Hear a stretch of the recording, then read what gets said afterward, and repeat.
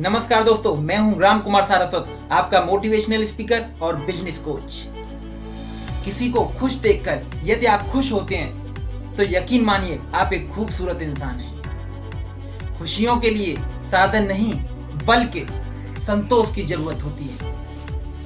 इसलिए ईश्वर का हमेशा धन्यवाद करो और हमेशा खुश रहो। जीवन कठिन तब लगता है जब हम स्वयं को बदलने की जगह परिस्थितियों को बदलने का प्रयास करते हैं। टूट जाता है गरीबी में वो हर रिश्ता जो खास होता है। हजारों यार बनते हैं जब पैसा पास होता है। रास्ते पर कंकड़ ही कंकड़ हो तो भी एक अच्छा जूता पहनकर उस पर चला जा सकता है, लेकिन यदि एक अच्छे जूते के अंदर एक भी कंकड़ हो तो एक अच्छी सड़क पर भी कुछ कदम चलना मुश्किल है। अर्थात बाहर की चुनौतियों से नहीं, हम अपने अंदर की कमजोरियों से हारते हैं। अपने खिलाफ बातें खामोशी से सुन लो, यकीन मानो वक्त एक दिन बेहतरीन जवाब देगा। स्पष्टीकरण वहां देना चाहिए जहां सुनने व समझने वाला एक खुला दिमाग हो। अगर किसी ने आपको गलत मान लिया है तो उस पर सफाई देने का मतलब खुद को खुद की नजरों में गिराना है। अच्छाई और बुराई दोनों होती हैं इंसान के अंदर। जिसे ज्यादा इस्तेमाल करो वही ज्यादा निखरती है। किसी का दिल दुखाना समंदर में फेंके गए पत्थर के समान है। वो पत्थर अंदर कितनी गहराई तक जाएगा ये अंदाजा भी लगाना मुश्किल होता है। एक सुखद जीवन जीने के लिए मस्तिष्क में सत्यता, होठों पर प्रसन्नता और हृदय में पवित्रता होनी चाहिए। शब्दों का भंडार ऐसा रखो कि लोगों के कान आपको सुनने के लिए भी तरस जाएं। पूरी दुनिया जीत सकते हैं संस्कार से और जीता हुआ भी हार जाते हैं अहंकार से। मेहनत के साथ साथ खुद पर उम्मीद भी जिंदा रखो। आज हंसने वाले कल तालियां भी बजाएंगे। उम्र से सम्मान तो जरूर मिलता है, लेकिन आदर तो व्यवहार से मिलता है। रोया उनके लिए करो जिनको तुम्हारे आंसुओं की कद्र हो। किसी के सहारे खुश होना सिर्फ तसल्लियां हैं, और तसल्लियां सिर्फ कुछ ही दिन के लिए होती हैं। अगर जिंदगी में गिर जाओ तो खुद ही उठ जाना, क्योंकि लोग सिर्फ गिरे हुए पैसे उठाते हैं, इंसानों को नहीं। जो हमें कमियां बताता है समझ लो वो ही हमें परफेक्ट बनाता है। केवल उन्हीं के साथ मत रहिए जो आपको खुश रखते हैं, थोड़ा उनके साथ भी रहिए जो आपको देखकर खुश रहते हैं। दूसरों पर विश्वास करना अच्छा है, पर ना करना और भी अच्छा है। अगर आपका रास्ता सही है तो मंजिल आज नहीं तो कल आपको मिल ही जाएगी। खुश रहने का बस एक ही मंत्र है, उम्मीद बस खुद से रखो, किसी और से नहीं। परिस्थितियों की पाठशाला ही इंसान को वास्तविक शिक्षा देती है।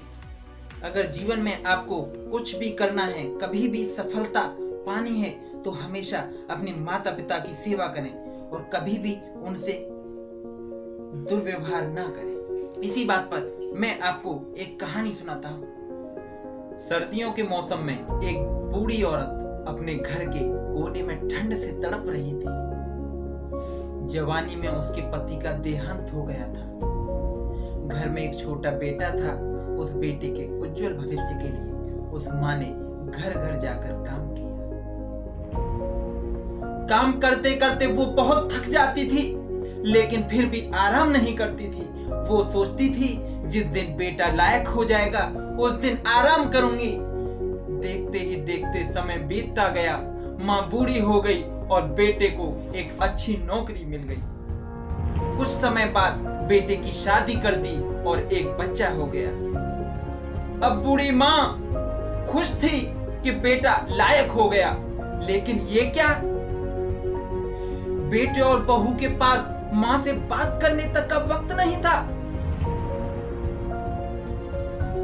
बस ये फर्क पड़ा था, माँ के जीवन में पहले वो बाहर के लोगों के बर्तन कपड़े धोती थी, अब अपने घर में बहू बेटे के। फिर भी खुश थी क्योंकि औलाद उसकी थी। सर्दियों के मौसम में एक टूटी चारपाई पर बिल्कुल बाहर वाले कमरे में एक फटे से कंबल में सिमट कर मां लेटी थी और सोच रही थी, आज बेटे को कहूंगी तेरी मां को बहुत ठंड लगती है, एक नया कंबल तो ला दे। शाम को बेटा घर आया तो मां ने बोला, बेटा मैं बहुत बूढ़ी हो गई हूं, शरीर में जान नहीं है, ठंड सहन नहीं होती, मुझे नया कंबल तो ला दे बेटा।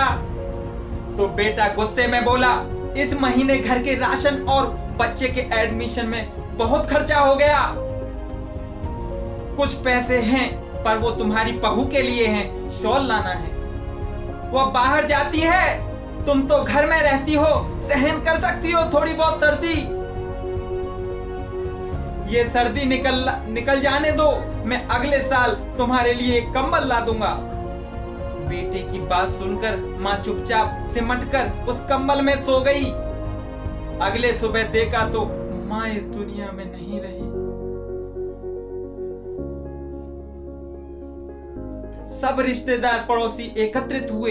बेटे ने मां की अंतिम यात्रा में कोई कमी नहीं छोड़ी। मां की बहुत अच्छी अर्थी सजाई थी, बहुत महंगा शॉल मां को उड़ाया था। सारी दुनिया अंतिम संस्कार देखकर कह रही थी, हमको भी भगवान हर जन्म में ऐसा ही बेटा देना। मगर उन लोगों को क्या पता था कि मरने के बाद भी एक मां तड़प रही थी सिर्फ और सिर्फ एक कंबल के लिए।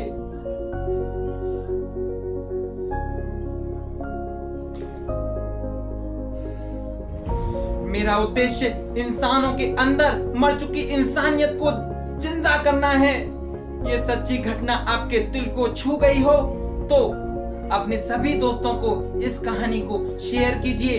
ऐसे बहू बेटा हमारे दोस्तों में भी हो सकते हैं जिन्हें इस बात का एहसास नहीं हो।